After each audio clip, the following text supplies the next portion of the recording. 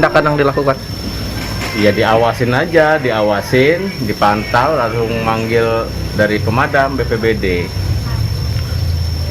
Itu ukuran ular itu berapa tuh? Sekitar 4 meteran. 4 meter.